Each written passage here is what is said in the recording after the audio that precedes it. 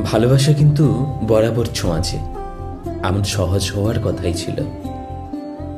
আমরা ইদানিং ভালোবাসাকে ভেবেছি স্টারবাকস বা শিশিরিতে কফি নিয়ে বসবে, হলিডেতে পেল্লাই গাড়ি করে সিনেমা দেখতে যাবে, ফুল দামি কেক দিয়ে স্পেশাল ফিল করাবে, ইত্যাদি ইত্যাদি।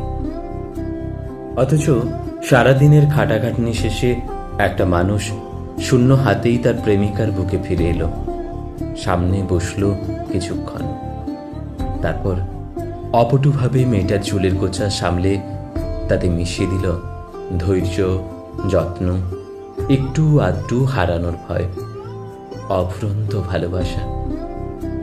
মেয়েটা হাসছে, আর ছেলেটা তার চোখ দুটোর দিকে তাকিয়ে ভুলে যাচ্ছে গোটা দিনের ক্লান্তি, চিন্তা, জীবনের অনিশ্চয়তা, সবটা।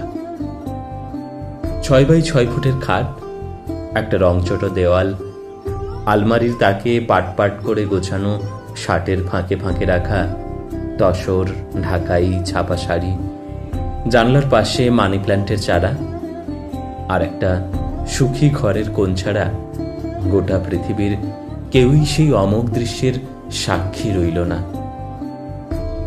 এটাই তো স্বাভাবিক, খুব আশ্চর্যের কিছু কি? ভালোবাসা কোনোদিনই অত ক্যালকুলেটিভ ছিল না, দেখনদারিতে লোকালাইজ ছিল না। সমস্ত নিয়মের বাইরে দ্বিধাহীন হয়ে দুটো মানুষ নিজের সামর্থ্য অনুযায়ী পাশে থাকবে, সমস্ত পরিস্থিতিতে আগলে রাখবে দুজনকে। এটুকুই তো, খুব সিম্পল। পাখির কাছে তার আকাশটাই সব। সে না মানে কোনো দেশের বিভাজন, না জানে সমাজের বন্টন, সে শুধুই আকাশের সত্য পেতে চায়। ভালোবাসলে মানুষ এমনই বাকি হয়ে যায়, আর ভালোবাসার মানুষটা তার গোটা একটা